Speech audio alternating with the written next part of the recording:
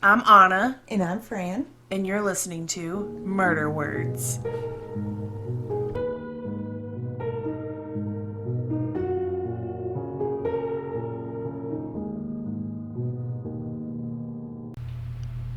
Welcome back. Two murder words. Ha! I like it that way. Like, I'll say one and you say the other half. I just try to beat you. I'm in competitions. I just We've never actually talked about what our intro should sound like. We never have. And then we say welcome back after we have a pre-recorded, the one that says like, I'm Anna, you guys just heard it. You just listened to it. Oh, that's true. Okay, now Maybe I'm we should connecting change it. that too. We were probably so nervous when we recorded that. No, I kind of like Shaking. it. It makes me shake when I listen to it. Like doo doo doo. No, I mean the talking part. The music we're definitely keeping. Okay. Yeah, we've gotten comments on that. It's creepy. It is very creepy. All right. Go right into it. Oh, so all right. There's no. Okay. All right. Let's just go right into it. So usually you have a whole little thing before we start. We pre-record our episodes, obviously, but we just found out that Bill Cosby was released, like, just this minute. Yeah, and I'm very upset about it. And we are in total shock. Like, we just got done recording one episode, and then immediately Fran picked up her phone and was like, Bill Cosby. we didn't know if it was real or not, but it's real. Yeah, he's released from prison. So, you guys all know that already because... Internet? Is that why? Internet, and this episode's going to come out, like, a Way couple weeks afterwards. later. Yeah, but still. I'm highly upset about this. I didn't even know that this was... That's how I feel. Yeah, me Just too. aggressive exhale. Aggressive exhale. So, yeah, I don't have anything, so just get right into it.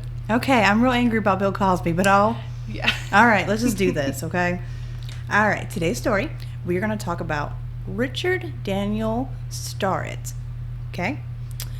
But everyone called him Danny, Okay. and we're going to start the story. So, Danny? Okay. So everyone, he's kind of referred to as the Ted Bundy Prodigy. Interesting. Yes, I thought so too. No one's ever heard of him? Well, Oh, let me okay, tell my sorry. story. Yep, You go let me ahead. tell my story, okay? So, he was born September 25th, 1959. So, basically, right from the womb, Richard was like, he was fucked right from the womb. Yeah. All right? Like, he just was. Like, right away, like, Bad bam. childhood. No, like, right away, like, bam, life pain happened to him. So, everything was normal in Danny's mom's pregnancy. Like, we're going that far back. Oh, okay. To, like, conception, okay? Like, we're going very far back. To, like, pre-earth, like he was pre-breath. Pre-breath. Pre-breath. But basically, he had to be pulled out with forceps, and this ended up with him, like, coming out all bruised from the top of his head, like, down to his nose. Like, he just popped out a big bruised baby. Hate that. Mm-hmm. So, at a few days old, he was constantly crying, like, all day long. Like, he would not stop. So his parents, like, started taking him to the hospital, like, please make this baby stop. Like, Yeah. It's crying all the time. He had, like, normal baby stuff like diarrhea, but he just would not stop crying. That was the big part of it. Yeah. And they couldn't figure out what was wrong. So his parents were upset that the baby wouldn't stop crying, and they didn't have, like, insurance. So, like, the doctor really couldn't do a lot for him. He, like, refused to treat them because... That's so I know. stupid. It made me mad, too. So, basically, what the doctor told them was, sorry, I know your baby's, like, really sick. And the baby also had, like, a lot of diarrhea, which is important because they told him just to feed him orange juice. A baby? They literally just kept saying, like, put orange juice and sugar water in a mixture into a bottle and feed your baby. And this will fix him. Like a newborn baby? Like a newborn baby that had like, forceps used on him. It was all purple and bruised and crying all the time. It said, give him orange juice. I've never had a baby, but I feel like that doesn't make sense. It's 101. They write, don't shake it, don't give it orange juice. Stop. So after about a week. So basically they were like, I know your baby's so sick, but we can't get paid, so bye. So bye. Here's some orange juice. You can grab some on the way out. There's a fridge there for refreshments. Grab one. We'll see you later. Dead right now. So about after a week, his mom had to return to work. Like, this is all in his first week of life. Like, you know what I mean? This is what I'm talking about.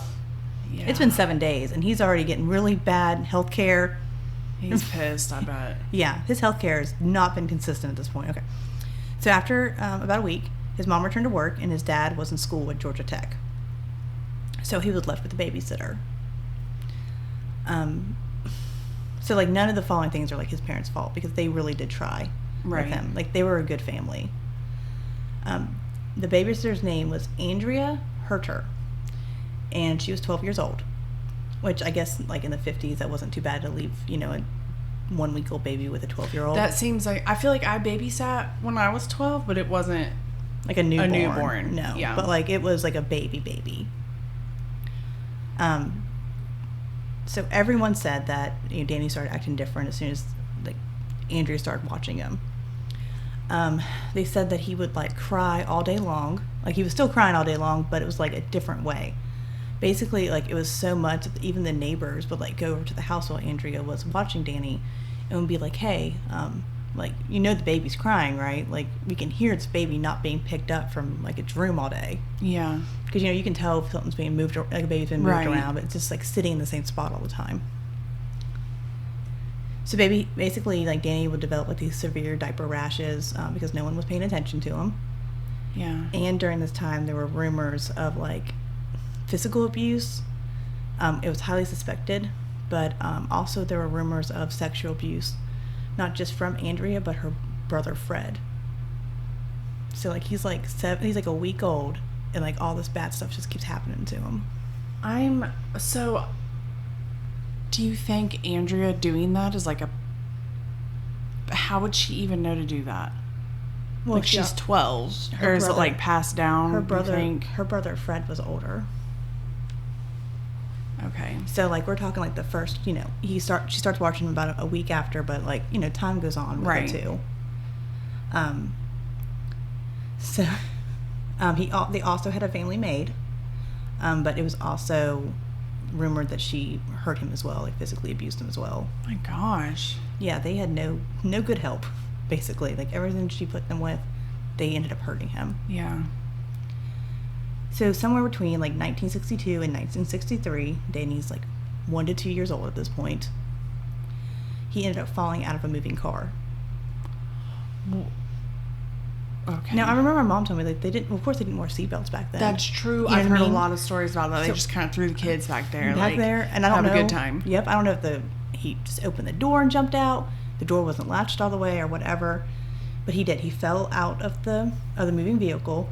His dad did not take him to the hospital. He just took him home. Well, they wouldn't have done anything anyway because they didn't have insurance. So they would have been like, grape juice this time. Get some juice. See you later. Here's an ice pack. Go home. So he just took him home and put him to bed. And I don't know if he hid it from his wife or what happened, but he just took this toddler back to bed. So when Danny was about 5 or 6, he ended up having another head injury. I was about to say, was it like in the head, like the frontal lobe thing? He fell and he hit his head when he fell out of the moving vehicle. I'm sure he fell and hit everything. Yep. You know what I mean? Yep, but that makes sense. So when he was 5 or 6, he had another head injury. He was, like, on a slide, and, like, underneath the slide, like, hanging upside down, like, just playing, like, on a jungle gym kind of area. And I guess he fell, and he landed, like, 9 feet down on the asphalt on his head. That hurts. Yeah. But this time they were like, hey, we should definitely take him to the doctor. Yeah. So they did take him to the doctor this time. The doctor said there was no serious damage done. It's hard to believe with, like, a 9-foot drop on your head. There's no damage done. There's no damage done. This is top grade healthcare. Yeah, I can tell. He's seen this doctor since he was 1 minute old. Yep. However, not surprisingly, within a year of hitting his head, Danny starts to fall down a lot. Like, he's just tripping all the time. He's falling down a lot. There was an incident where Danny actually collapsed at a mall, and, like, his dad was like, get up. Like, you're faking it. I know you're faking it. Enough of this attention seeking. You need to get up. And Danny's like, dude, Dad, like, I really can't get up. Yeah. Like, I'm dizzy and my head hurts. Like, I cannot get up right now. So after that, they take him to, like, a bunch of doctors. They're like, okay, why is my kid falling down all the time? So they find out that one of his legs, like, isn't growing at the same rate as the other leg. Like, one is shorter. And that he had this reflex, like, disease where his toes would curl weird on the end. And basically, they took that as, well, that's why he's falling all the time. It's because he's got this, one of his legs are shorter than the other one. And that's why, nothing to do with the head injuries, it's just that one leg shorter. They actually take him to a doctor in West Virginia. Stop. Crazy, right? Wait, where were they at to begin with? And right now they're in Georgia. Okay, yes. Because he's going to Georgia Tech. Okay, yeah. So they're in Georgia. Okay. That's where his hometown was. They take him to a doctor in West Virginia. And this doctor actually was a little closer than the other ones. This doctor told Danny's mom that he thought that Danny had a brain tumor, or that there was something wrong with his brain that was making him fall all the time. Yeah. However, his mom ignored this. Why? And they went back with the foot injury. I thought you said they were good parents. They were. They just... You mean on the basis they didn't, like, abuse They didn't abuse him. Okay. Yeah, on the basis that they didn't abuse him. You know what I mean? Yeah. Like, it seems like they really tried with him. Like, just... Mom does not want to hear anything about his mental health. Yeah, okay. So, like, that's a long drive to just ignore the answer that you get. Yeah, they just went with that it's your foot. Okay. That's why you keep falling. I can kind of see that too, though, because... But what's making the toes curl would be my question. Like, something's making... They named it was some kind of disease that someone gets. Like, when you run... I guess the doctors would run, like, a stick under his foot, and his toes would curl the wrong way. So they blamed it on that. I can't. Yeah. I'm trying. Okay, go ahead. Are you trying I imagined it in my mind, and I almost started laughing, but it's not funny, but... Strong hand? I thought the same thing, but we're not going to talk about that. Okay, moving on. I know, strong hand. That's exactly what I thought of, too. Moving on. All right. So, during the time they were trying to figure out what was going on with Danny, they started noticing some really weird things with him. And this is around age 7. Like, all this stuff is happening before he is even age 7. His mom noticed that he started disappearing into his room, like, all the time. He was reading, and that, he only really went out for, like, meals and stuff. And she was like, this is weird. He's only 7. Yeah. It made it weirder was that his first grade teacher called his mom and said, like, hey, Danny's going to be held back from 2nd grade because he can't read very well. And she's like, what do you mean? Like, he's in his room reading all the time. So that was super weird. Yeah. That stood out to him. At that time, the teacher recommended that he see, like, a professional psychologist. Well, that's probably... I mean, that seems pretty rare for that time. It does. So it must have been something really sticking out to her that she's like, he's not reading very well. You're saying he's, like, hidden in his room all the time. Like, there's something weird. Yeah. So they took him to the psychiatrist, and the doctor said that he was very, very bright, but he had some other concerns. And at that point, basically, like, his mom didn't want to hear any of the mental health concerns. She just was mostly concerned about the fact that Danny had developed a stuttering problem around age 3 or 4, which was around the time he fell out of a moving vehicle. So, but it seems like some of it could be, like, actual brain damage from that fall, but she just doesn't want... I understand the... my dad is very much like that. Yeah. Like, you're not depressed, just think happy thoughts. Just think happy thoughts. That's kind of how it was. That's what I'm imagining, but it seems like this is, like, brain damage. Yeah, something happened. And basically, like, the mom is willing to take him to the doctor, but she only wants to hear the answers that she wants to hear. She wants to know what's physically wrong with him, that there's nothing else, like, not a physical mental health disorder, nothing of that sort. And she thinks that the reason he's stuttering is from, other things. It's nothing to do with his mental health. So the doctor could not get through to her about any kind of other, mental health disorders that he might have. And the doctor suggested that Danny could be dyslexic, and that he suggested that he wear an eye patch to correct his stuttering. Which I don't know if that's an actual treatment or not. I don't know. But Mom wasn't happy with that suggestion, and he was never taken back. Okay. I've never heard that either, but... It could be something. You know what I mean? I don't know, though. So Danny's teachers reported that he appeared bored in class. Like, he wasn't challenged at all. He was, like, too smart for the classes, basically. The teacher told Danny's mom that he was hyperactive. And Danny's mom didn't know what that meant. And honestly, I don't think she wanted to hear anything about it. Yeah. Like, she just said that she didn't know what that was. And it's, like, basically, like, whatever. But his mom did report that he was always moving around, running around, and trying to get attention from everybody. So Danny, he kept a journal for most of his life. And he said during this time that he was, quote, "I'm extremely obsessive-compulsive about order and neatness. I would count things, jump over things mentally. In school, I felt like I was in a hypnotic trance or like a zombie." He describes like stepping over cracks, which he didn't want to, but he felt like he had to. At 7? At 7. He remembers like thinking like this. Yeah. Danny's mom said he was basically like the perfect kid. Besides all these like, he had trouble in school with like concentration, but like she never had to discipline him. Like he always disciplined himself. Like he was really hard on himself. And she also said that he would always take like 4 to 5 showers a day, which she thought was like super weird. Yeah. Which is. It's a fight for me to get my 7-year-old stepson in the shower. Yeah, he would take 4 to 5 showers a day, and he was too neat in his appearance for a child. One other thing that was said was like, I don't think like him and his dad got along very well. One, because he was like a recluse, but two, like I guess his dad like sprayed him with a hose one time, like just making fun of him for like taking so many showers, like just goofing with him. And Danny like packed all this stuff up and was like, "No, I'm moving out," and like made it to the end of the street before I guess he turned around. But like it was like always tension in the house, like his dad didn't understand him. So no surprise, Danny loved to take risks. Yeah. You know what I mean? When you're all compulsive like that, like and tight knit, you'd love to take risks. He said he only felt alive when he was like jumping off things or doing things that he said felt dangerous. He would jump from trees because he felt like he needed to. Like he needed a rush in order to feel alive. That is the opposite of how I ever think about anything.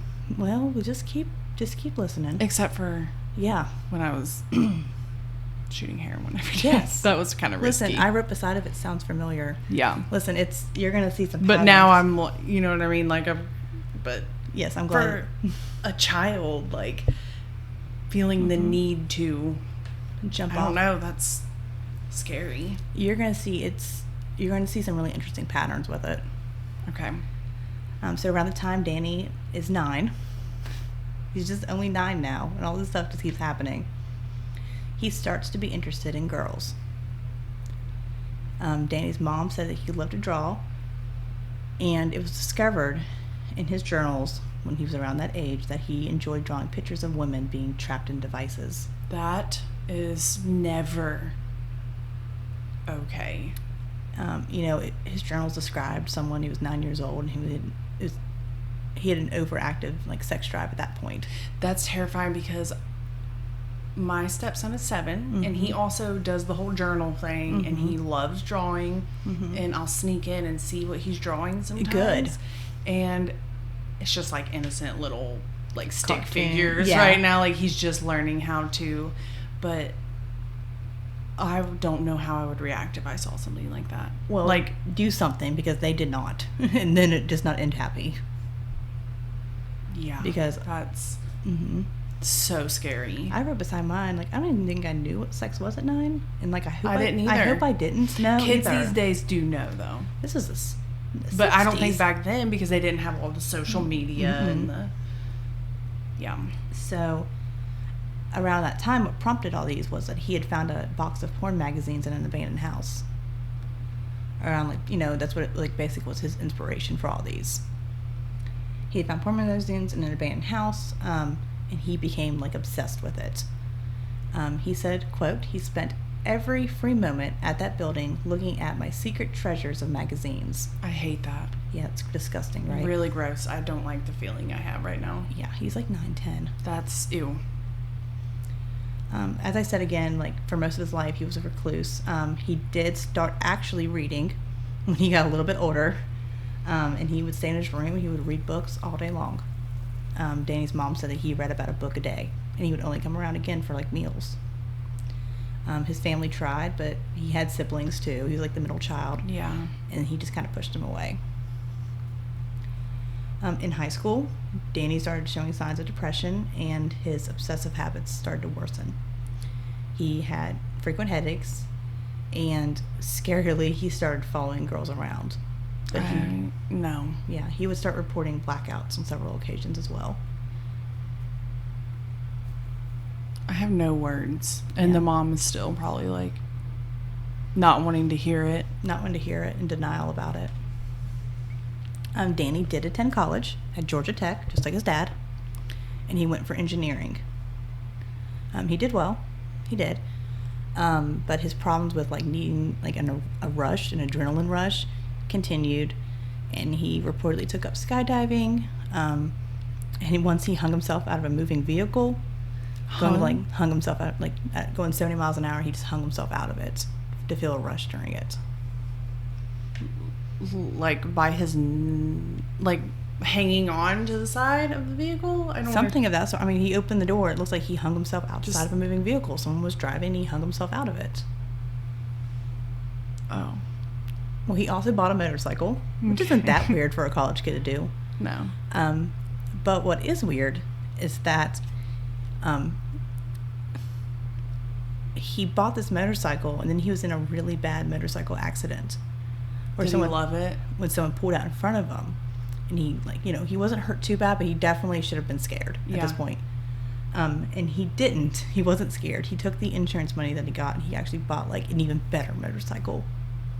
He probably loved it, getting in that wreck. Like, the rush continues. Yeah. If you don't learn anything, the rush continues. So, after Georgia Tech, he moved to California for a little bit to work. And that's where he met his wife in 1982 at the age of 23, and he married a woman named Michele.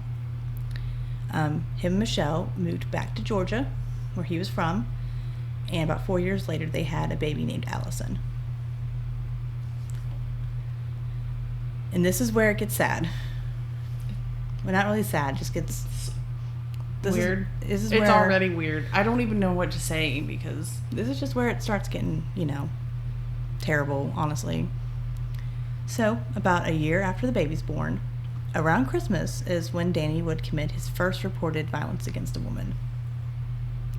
Like, the thing with Danny is, like, he doesn't go from, like, small petty crimes or anything of that sort, like speeding ticket, nothing. He goes straight from being, like, this well-respected person to committing violent acts against women. There's no, like, build-up with it. Yeah. That's weird, right? And it's that's not really that normal. That's why I wrote, like, his first reported, because I don't know. You know what I mean? Yeah. We don't know, but I really don't think so. Like, I really do think this was the first time he did. And what's weird about it is he actually made a plan. This wasn't like a spontaneous act. Like, this is something he intentionally did. I can see that with, like, his OCD and stuff. Mm-hmm. And it probably had to be exactly how he planned. It's very interesting how he did it. So, back in the day, they had a thing called the California Trader. It was like where you put in ads and, like, people responded to it. So basically, Danny would put out these ads, and he filed one out for a couch. Like, he was searching for a couch, and a woman named Tammy Cranford replied to it saying, "Hey, I have a couch. Would you like to come over and see it?" So Danny went over to her house, she gave him his address. He went over to the house, and the thing is, he's living, in Georgia, but he's only like an hour away from the, like, California line. Okay. So he's, like, really close. And he also worked in the Carolinas too. It was just, he would go, like, about an hour from his house to commit all these crimes, and you'll see kind of a pattern with it. Basically, when Danny... Is it weird that I didn't know Georgia and California were that close? Do you mean the Carolinas? No, you said... No, I didn't. The Carolina Trader. You said California. We're going to rewind this because I did not. I swear to you, I did not. I did not say okay, maybe I wrote right here. Yeah, we don't the Carolina Trader. In my mind, I heard California, and I was like, should I say something? Should I know that they're close like that? Or okay, that makes more sense. Should I start? No. So, Danny put out classified ads in the Carolina Trader. The Carolina Trader. Okay. And I'm also getting an accent when I say it, and I don't know why. But basically, when Danny got to Tammy's house in the Carolinas, stop it. This is not funny. When Tammy got there, Danny forced her to commit like oral sex on him. Ew. I know. And then he left. And then I hate that. Yeah, he's awful. Like, you're gonna really hate him in a minute. Like, it's getting worse. So this was in 1987, around Christmas time. So about 6 months later, in June 1988, he put out another ad in the Carolina Trader for a dining room table, and a woman named Tiffany Hart replied, saying like, "Hey, I have a table that you might be interested in."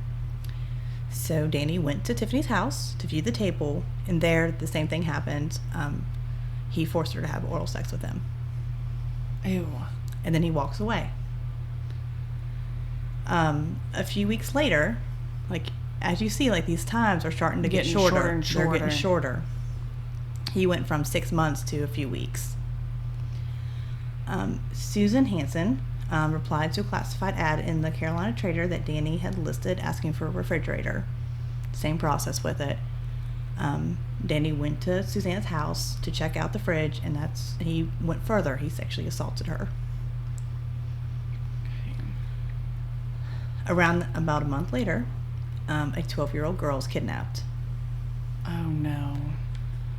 And when she was released, she gave the same description as the other woman had given. I was going to ask, are they reporting this? Yeah, it's being reported. They just don't know. It's just a random man from an ad pops up.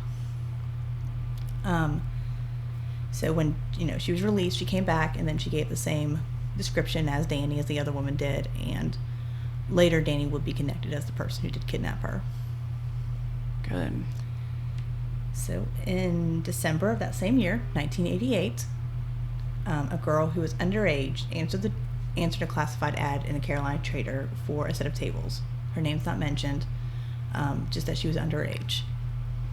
When Danny got there to her house, he asked if her parents were home and if she was alone. And luckily, the smart girl didn't answer. Like, she was like, "You need to get out. Yeah. You're freaking me out. I'm not opening the door for you. You need to leave." But the thing is, almost immediately after that, and I mean, like, so this happened in December. Also in December, he met a woman named Jeannie McCrae. Yeah. He was 15. Again, she answered a Carolina Trader ad for a table. Like, it almost seems like he used the same ad. Yeah. For a table. Jean's parents were not home at the time Danny got there. But when they returned, they had a note from their daughter stating that she was leaving for a few days. She's 15. So obviously they're like, "No, you're not." Yeah, like, no thanks. No thanks. She ended up being missing for 2 months.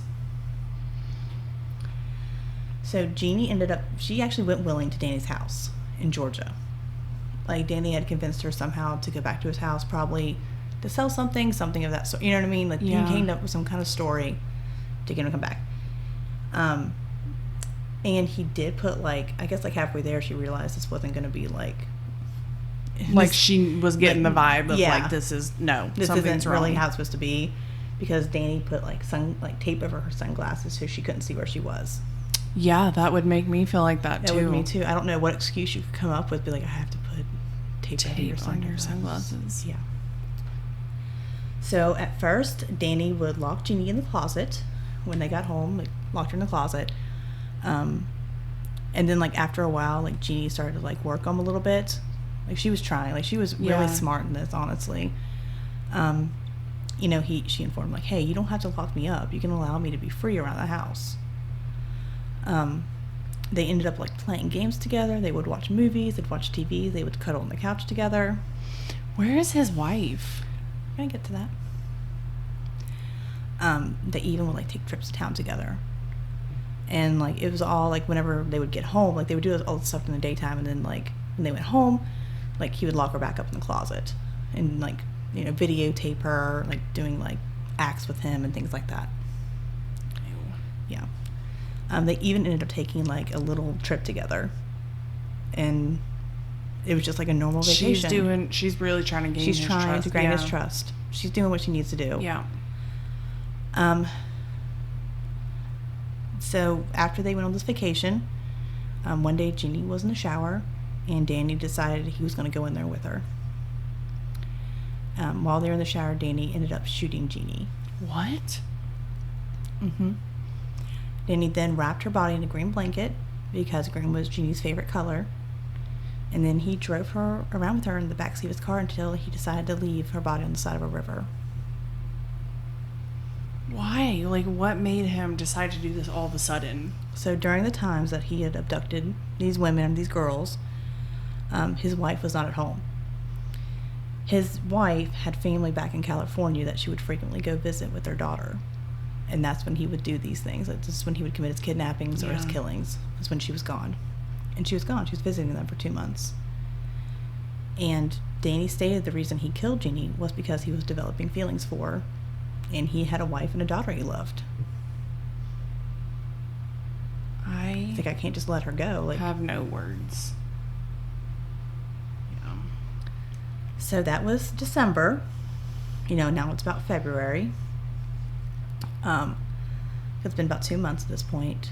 So after he ended up killing Jeannie in February 6th of the following year, so almost immediately after, he ends up kidnapping Sherry Teets, who was 17 years old. And her parents report her missing at that time too. On February 11th, police received a call from Sherry's parents stating that she had returned and that she had been kidnapped. Basically, Sherry said that Danny had come to the door saying like he was an insurance salesman and that he was dressed in a suit and that looked like he looked all safe to her. And then she basically said, no, you need to leave. Like at some point she got creeped out, said you need to leave. But Danny pulled a gun on her and said that like he would kill her if he didn't come with her.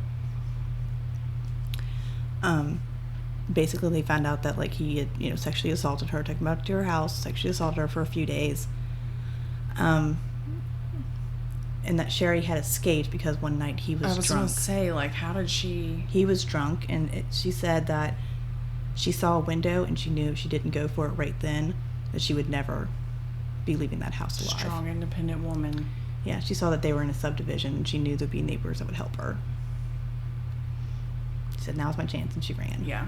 And she was right. Good for her. She was right. So the police searched the home of Danny, and they found a RCA video camera. That's old. Old. Yes.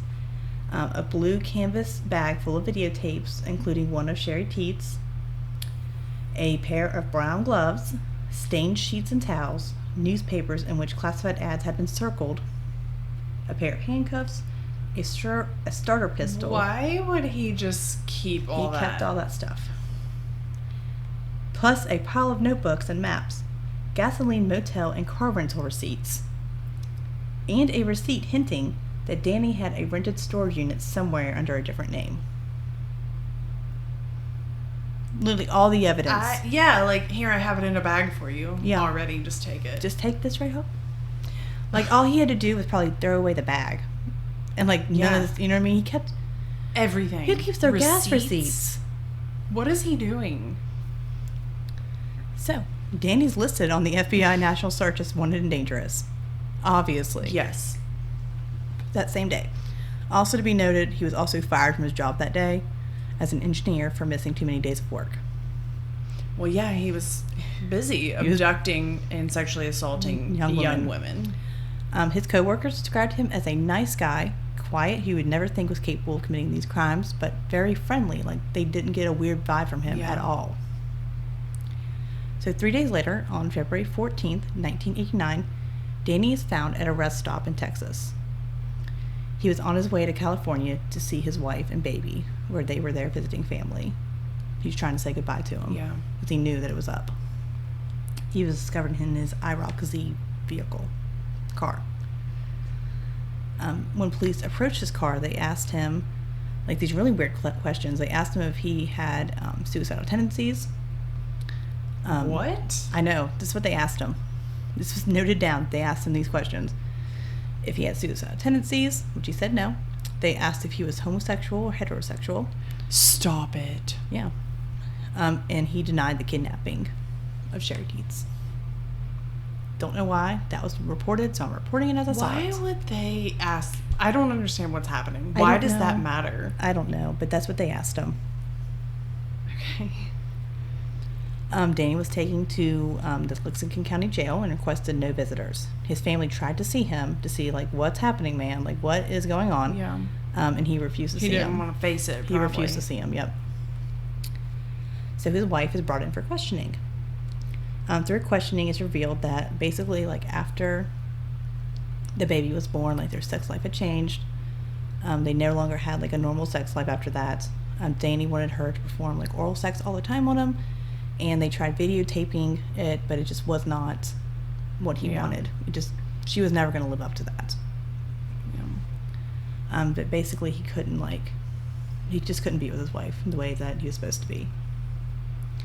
Michele also described how, Danny was really into porn and, like, dirty magazines. She also claimed that Danny had a special room in their house that herself and her daughter were not allowed to go into. Like, this woman was, like, in complete shock when this all went down. Because, like, she's, like, out of town every time these kind of things happen. And she's, like, they live... Dude, I couldn't imagine. They live, like, in a little suburb. But also, I feel like I would sneak in that room. Oh, I definitely would, too. Like, if you're going to tell me not to go in there, like, I'm going in. It's probably where you kept, like, all the videotapes and all that stuff, that special closet and everything, too. She just didn't know. He probably called it, like, his man cave or something, or his business, whatever it might be. So the police did find the storage unit that receipt had hinted towards. And his wife did not know about the storage unit either. It was located, like, a mile from their house. And when they went into the storage unit, they found the following items. 18 calendars depicting nudity and or violence, basically like the, Playgirl calendars and stuff. 71 flyers on erotic and violent videotapes, 116 posters depicting bondage or violence, 935 books depicting nudity, horror, and sexual violence, 1,197 magazines containing sex, horror, violence, and bondage. They found that Danny used the aliases of Rick Stannett or Rick Stonnett. These are like his aliases. And they found letters addressed to these names in the storage unit. Those are like his aliases. So this is just his huge sex storage. Yeah. They also find classified ads and maps of some of the cities where the victims lived. He's not smart. He is. So I guess whenever the police were going over it, they said that he did a really good job of making it look like these were just like missing persons cases or like runaways versus like people being kidnapped and taken. Yeah, but his planning stopped at like a crucial point of like, let's not get caught. Yeah. When they come to my house. Yeah, I was reading something and they said that he was like basically like an organized lust killer. Yeah. Like he was organized, but he also had like those impulses with it. Yeah. Which is terrifying. Yeah. So during his trial, he repeatedly blamed like the pornography industry for his crimes, and his wife agreed, maybe in denial. He also took the police to the body of Jenny. He was found mentally competent. They hadn't found her? They hadn't found her. He had to show them where she was at. He was found mentally competent to stand trial and was sentenced to 4 consecutive life sentences plus 50 years without parole. Good. In 2006, he did try to escape with another inmate, but they only made it past the gate. But it was like on national news, like engineer, serial killer, serial rapist tries to escape. Really? Yeah, it was like a whole thing. Him and another inmate did, but they were caught like super quick. He did attempt suicide at one point, but to this day he's still locked up. He's still in prison. How old would he be? Like average? I know. I don't know, but it looks scary. Like his picture's like, ugh. And so, here's how I found out about this case. You ready? I'm ready. Okay, I found this case because a person I know sent it to me, and she said that she was their neighbor growing up. Stop. Yep. And that, like, her and her friend used to walk by his house and admire his Roxy car. IROC-Z car, which is a really nice vehicle. They used to admire it and would watch him clean it out. And that the whole neighborhood was, like, shook when this happened because it was just, like, the normal neighbor next door turned out to be, like, the serial rapist. Dude. Yeah. Crazy, huh? Yes, that's very crazy. And that's his story. That was a good one. Yeah, it's weird, huh? I'm going to look him up. He's creepy looking. Yeah, I'm going to look him up and see. My dog always decides to join us right at the end. It's like she knows. She's like, they're about done, so we're going to run up here interrupt them with my Cardi B nails and just tap all over the floor. So, yes, that was a good one. So, if you want to follow us on Facebook, Instagram, and Twitter, or email us your cases that you want us to cover, like that one was crazy, at murderwordspodcast@gmail.com. And I think that's it. I keep forgetting the closing. So, yeah. All right. We'll talk to you guys soon. Bye. Bye.